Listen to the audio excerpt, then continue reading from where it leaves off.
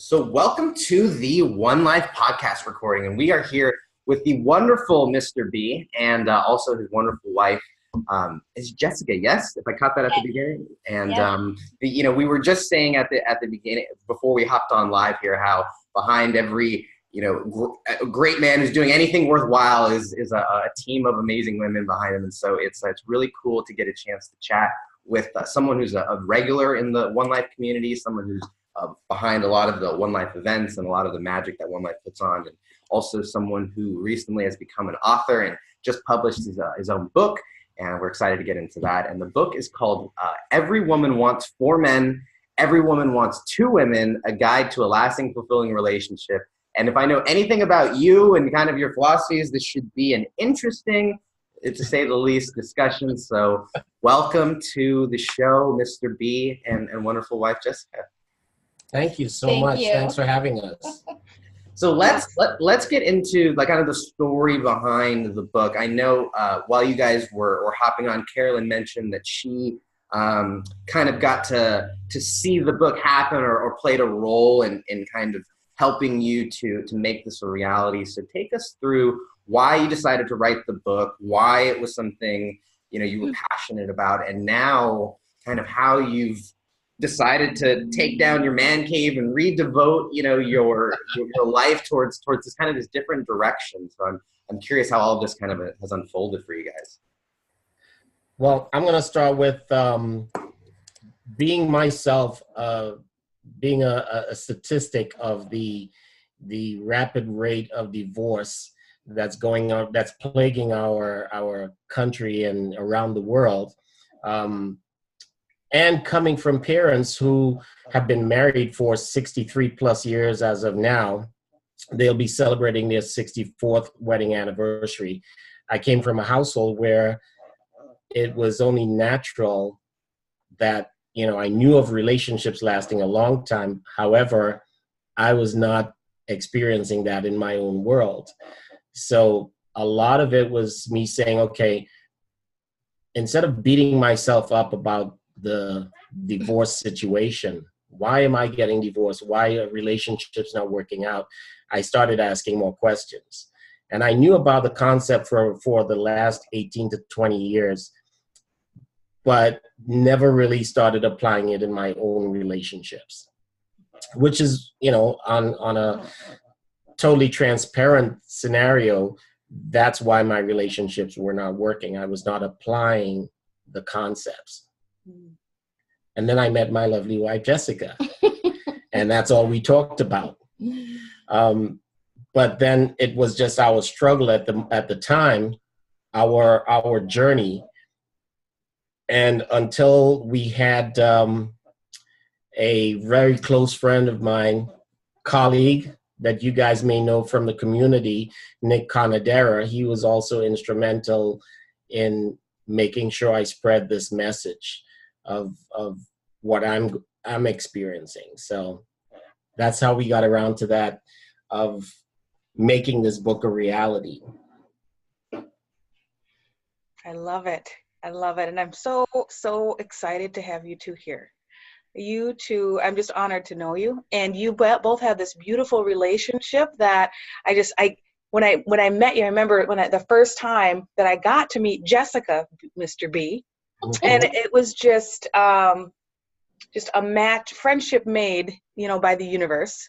So I get to have 2 best friends, and it's wonderful. And I love watching the 2 of you because you emanate, that relationship and that, the real relationship.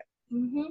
And you talked about the communication and how you talk in your book about, the communication that's needed and being able to understand the wants and needs of your partner and being real with yourself. And I love within your book, your voice. It's authentic. It's authentic. It's real. It's to the point, and it hits in some pain points too. And so, I just want the community to be able to hear some of those things. So tell us more. Tell me, share. I mean, I know, but let's share a little bit about the 4 and the 2. Okay. Before we get into the 4 men and the two women, I think the point I really want to drive home is not just about your typical relationships as we know it. It's about relationships in general. And the key of how do you get to that point of having that total transparent, vulnerable, humble type of communication. And it's kind of like a leap of faith. You have to decide it. I speak a lot about speaking things into existence. And that's generally what has always been going through my mind to make it to this point where people can relate to what I'm talking about. I believe that in this community, there's 3 things that almost like a daily affirmations. There's several daily affirmations, but one, I believe in being vulnerable, transparent, and humble. And I try to keep that theme throughout the book. Now back to the 4 men. so we're gonna do a little flip flop on you. I'm gonna have her tell you what the 4 men are, and I'll tell you what the 2 women are that we want. How about that? That sounds great. And I just want to take a minute just to highlight that vulnerable and transparent. Mm-hmm. That and the 3rd one, humble. And I love that because that defines the 2 of you. Mm-hmm. So I just want to make sure that we highlight that because that's genuine. So thank you. So I'll let Jessica take the floor. Yeah, so the 4 men, and just so everybody knows, these are just play on words. A woman really doesn't need actual 4 men. We've had some people honestly think that they actually need 4 different men in their lives, and it's actually 1 man with these 4 roles. And one of them is the handyman, mm-hmm. the best friend, the mandingo lover. Everybody always kind of laughs about that one. Yep. Yeah. The father figure, that's right. I'm thinking to myself, who's the 4th one? The father figure. So all of these roles they're just all in 1 man, and as you kind of read in the book, it's not about wanting to actually change someone, it's actually about looking at yourself and seeing how you are playing these roles within yourself. Mm-hmm. And I think a lot of the times, it's all about a mindset. We know that, right, Carolyn? Yep. But it's, as you read in the book, like the mandingo lover, let's have a little bit of conversation about that one, because everybody was like, oh my God, Well, it's not all about the sexual aspect of it, right? Mm-hmm. Correct. So as we kind of talk a little bit about it, it's all about, in your mind, how we're being sensual, with your partner. Your attentiveness. You're attentive, yes. How much you're willing to educate yourself and learn more. Learn more about, your partner, what their needs are, what their wants are, what do they like. When you become romantic, what are the things that, in all honesty, what turns you on? Your communication is so extremely important mm-hmm. in your relationship. I don't know how else to put it, but you need to speak. You need to have that conversation about your wants, your needs, the things that make you uncomfortable. Mm-hmm. That's very important in a relationship, right? And first of all, establishing a no judgment and no label zone. That is key. Discussing it, not just assuming it, but speaking it into existence. Mm-hmm. So what we've always done, and it's literally making a decision. A simple case of, here's the deal. We're being judged every single day of our lives, the minute we step out of our homes. So the question would be, is there a place that we can designate as a judgment-free zone? How cool would it be to not be judged? And we designate that as our bedroom. Mm-hmm. So when we get into our bedroom, we can talk about anything without fear of being judged by the other. But we had to speak it into existence. And how we speak that into existence is saying, hey, is it fair to say that our bedroom can be a judgment-free zone? The answer, of course, would be yes. Of course, it can be no in some instances, but in this case, it was yes. Now, the next question is, how do we go about that? Can we agree to hold each other accountable when we see the other person passing judgment? Mm-hmm. Mm-hmm. And what would that look like? So the question would be, okay, I want for you to just maybe a key word. Like, for instance, we came up with a new little plan. Every time I see her getting really strong, emotional about passionate about something, to the point where the passion takes over, I just rub her back and say, and she'll know by code, right? So we basically set up almost a code system, an agreement, an understanding of what that communication would look like. But we know once we get in there, everything is off the table. It's whatever we feel at the moment, whatever we're thinking about. And keeping in mind that in the book, I spoke a lot about the largest and most responsive sexual organ in the human body, which both men and women share, and that's the brain. Mm-hmm. So it's taking us more out of the physical aspect of it and focusing on the mental and the mental stimulation and the mental awareness within a relationship, within the intimacy. So what brought about that was just observations. Now, my background before all of this, before the DJB and all that stuff, my background has been in engineering. So in an engineering mind, computer engineering, I went to Franklin Institute of Technology in Boston. And with an engineering mind, we dissect things, we study things. So having that in mind, I wanted to see how relationships really work. And I always pay attention, being the DJ side, I read people, I read crowds. Mm-hmm. So it actually is somewhat of a form of manipulation, but in a good way.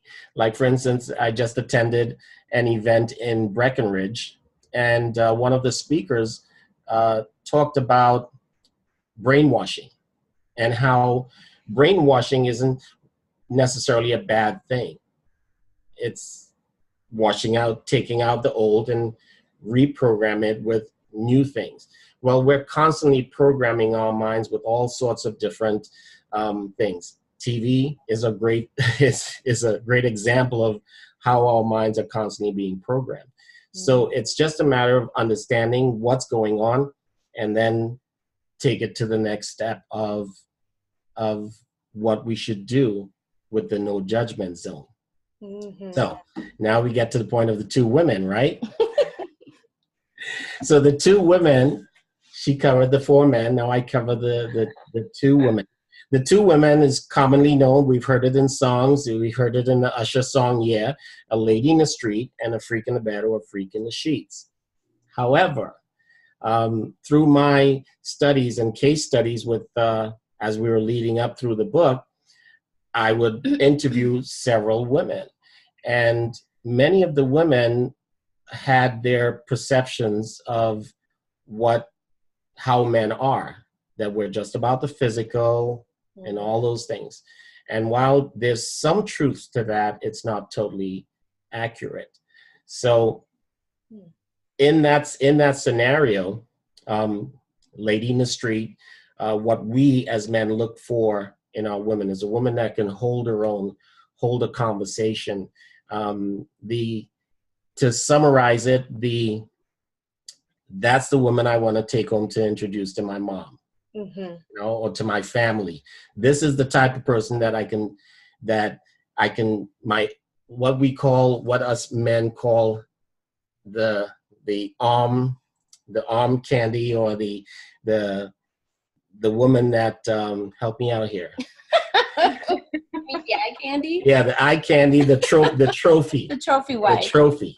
So the one that they take out and they showing off, and all the guys are like, man, who's that lady? And the guy says, yeah, she's with me.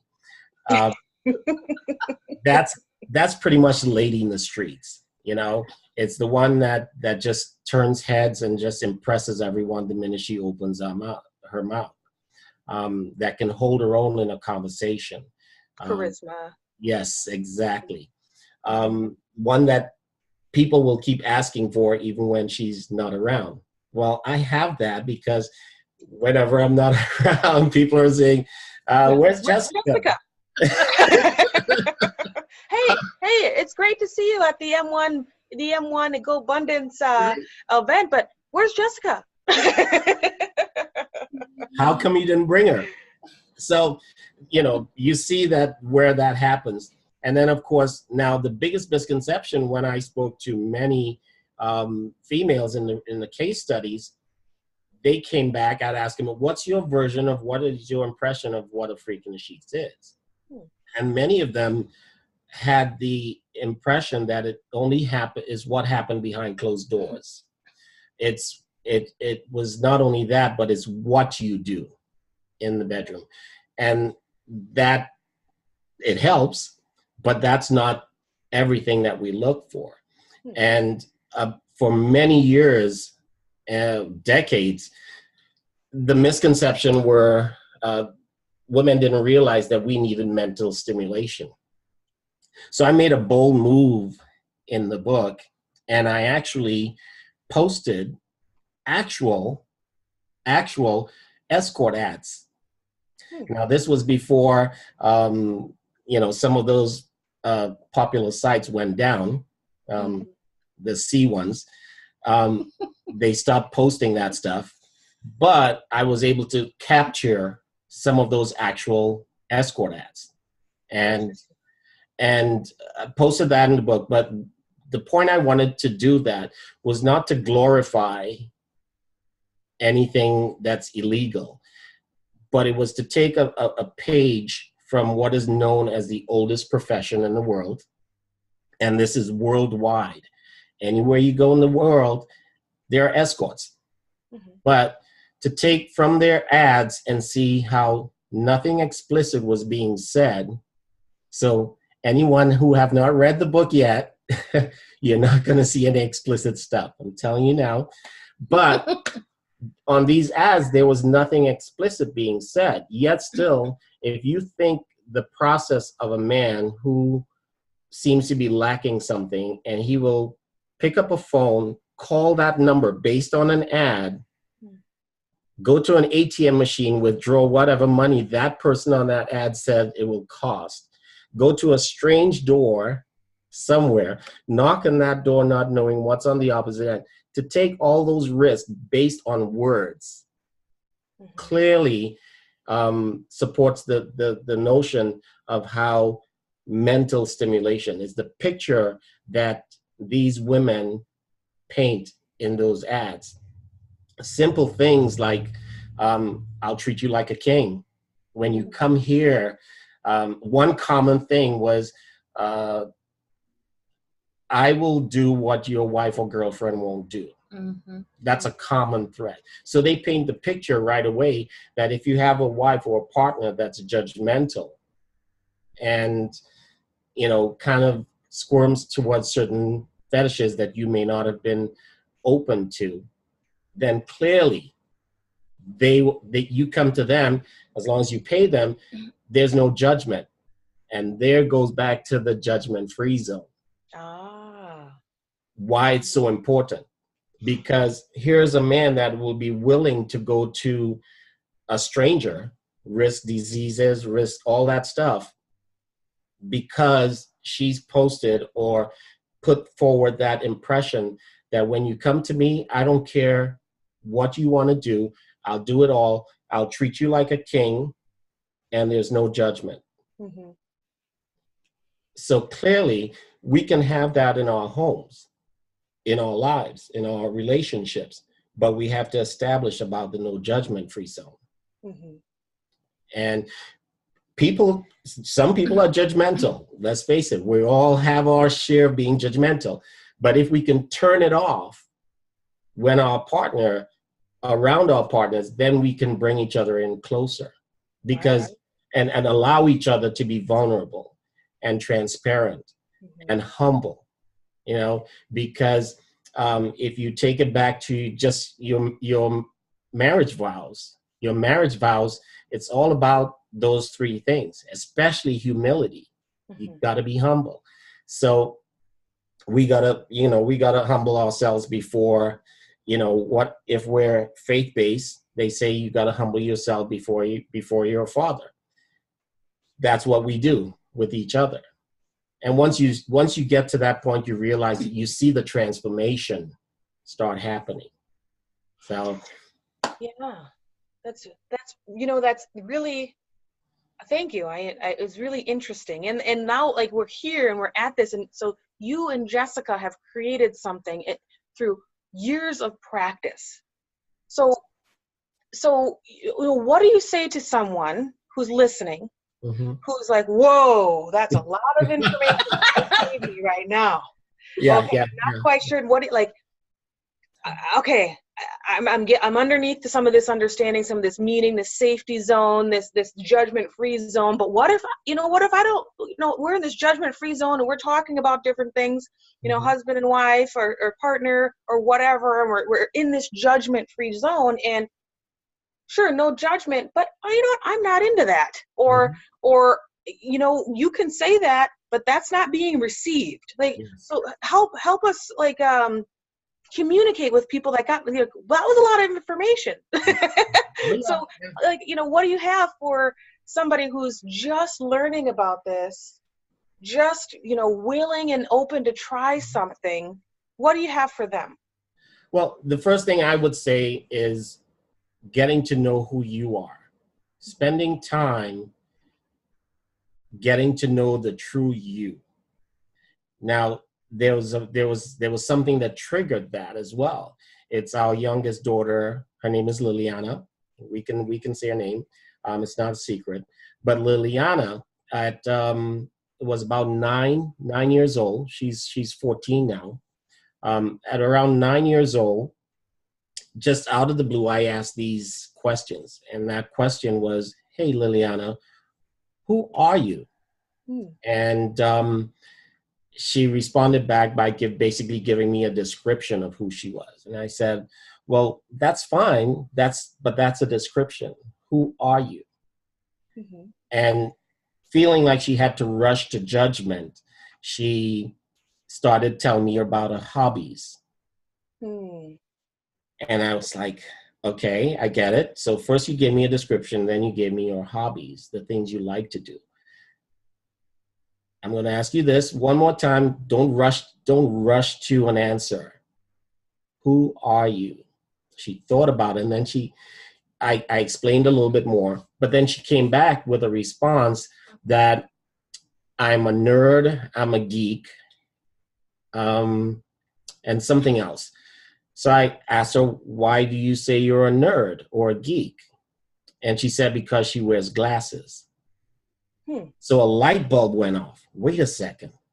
She's literally embracing a judgment or an identity of how other people see her. And that's where I came up with the whole no judgment zone. So I tried it off with some adults, asking them, who are you? And what was interesting is that the personality or who they were was how other people saw them and not how they saw themselves. So it was from actual experiences that part of the book about the judgment-free zone came about. And of course, conversations are brought up based on those answers. So again, it's open communication. All the things we've heard about what makes a relationship work in the past remains true. Communication, honesty, trust. All those elements are still true, but there's some additional elements that it takes.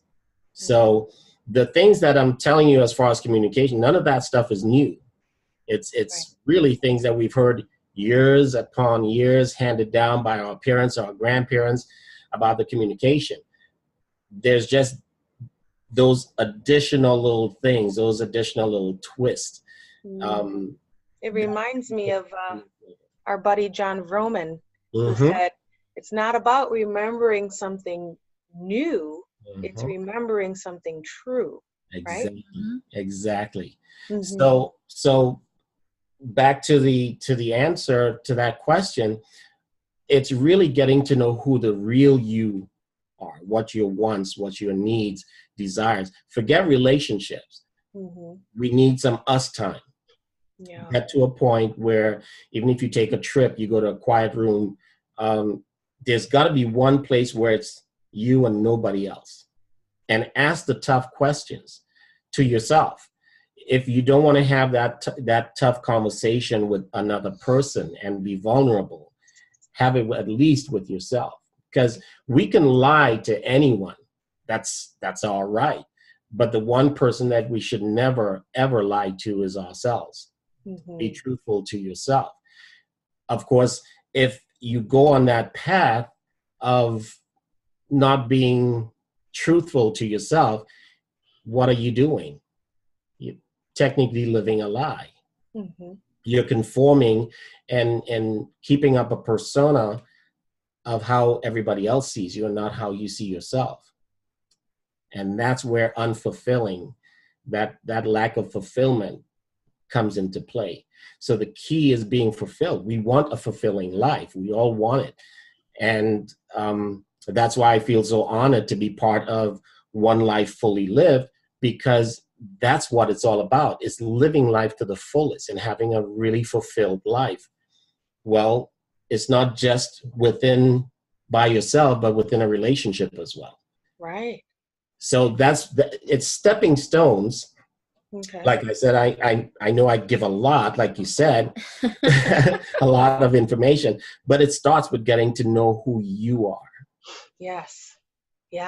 So much value. Like there's just so many, there's the messages of self-love, humility, vulnerability, authenticity. Yes. So it's like this combination of, the relationships and your love languages, but hopped up on vulnerability, authenticity, honesty. And it's, what I see is all these different ways and people that have and will be affected by this message, because you're talking about core family values. Absolutely. And you've thrown it into a super entertaining way to communicate about it. And I just love the way that you've mapped this out and made it fun, but so real, and in a language that people can resonate with.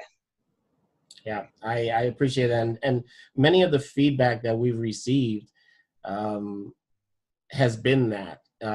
People said it felt like they were having a conversation with me and with us. And people who we've spoken to before the book was released or, actually published, when they read the book, they were like, oh my gosh, we heard your voices. It's like, they can tell which part she gave input on. And of course, I knew the people that read the book all the way till the end is the ones who said, yeah, it was interesting knowing about your life in Trinidad and Tobago. And it was like, wow. Well, now mind you, Bertram has been talking about the book for a long time now, so.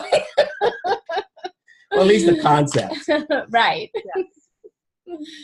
I love it. There's so many people that can hear and learn from this message. And I'm excited to be on this journey with you and honored to have you here with us in the One Life community, because it's a message that needs to be heard.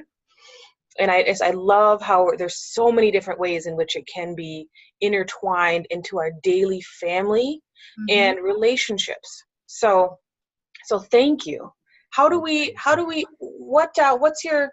What's your next step? What's next? Wow.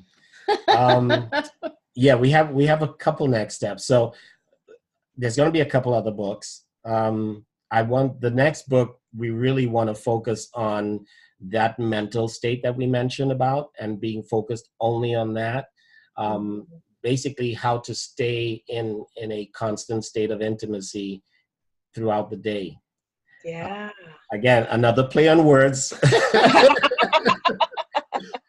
I can't wait for it. I'm excited.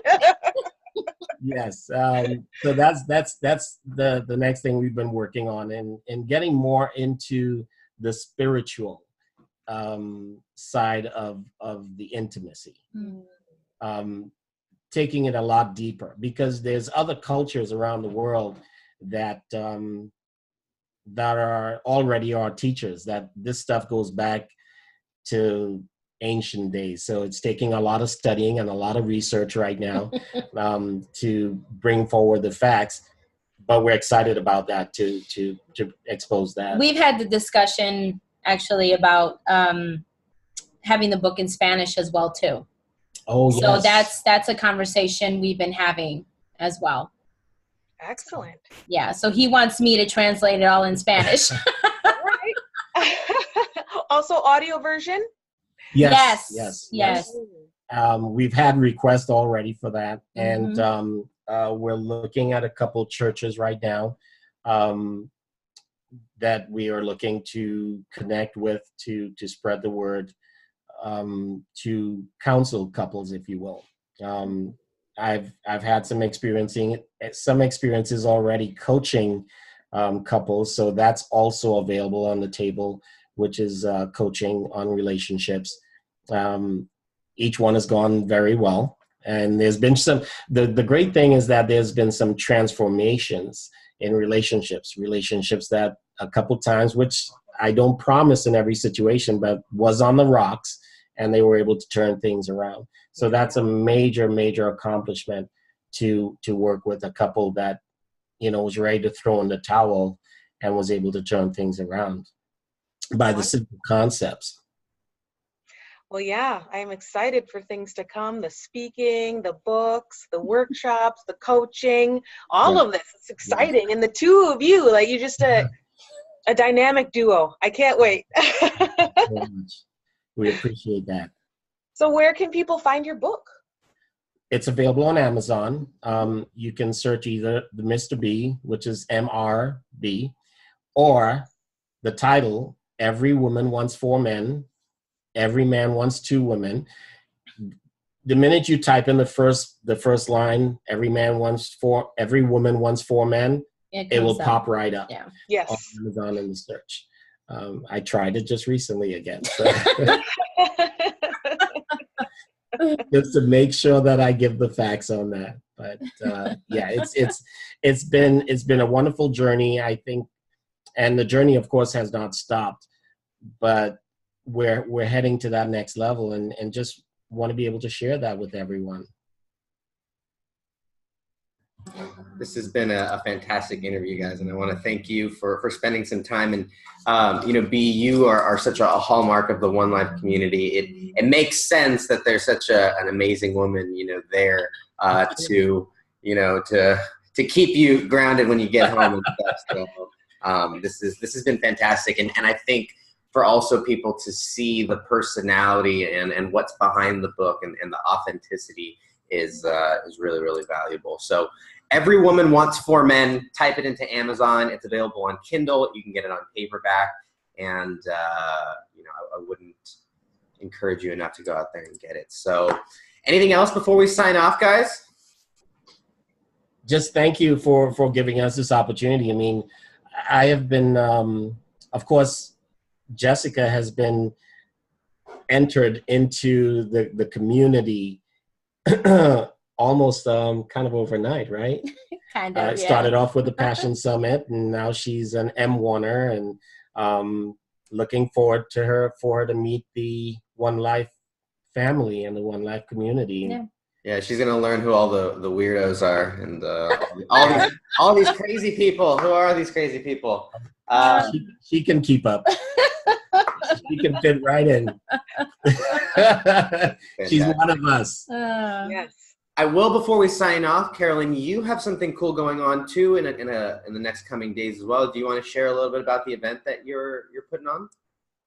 Yes, so I'm speaking at Shattering the Stigma, which is on March 30th, and then I have my Fierce Purpose event, which is next, the day after. So it's going to be a weekend packed full of transformation. So Shattering the Stigma, which is an event around breaking down the barriers around mental health and addiction. Mm-hmm. And then the following day is a workshop, which is going to be in a transformational event, which is based in appreciative inquiry, which is thanks to our beloved John Berghoff, and we'll be creating transformation for the people that are attending what's called Fierce Purpose, finding your purpose, identifying your goals, and taking action. Awesome. This has been an amazing conversation, guys. Hopefully you guys have some more tools and just, if nothing else, some more inspiration to go out there and live your it. Go out and buy the book, go get fierce, and we will see you guys on the next One Life podcast.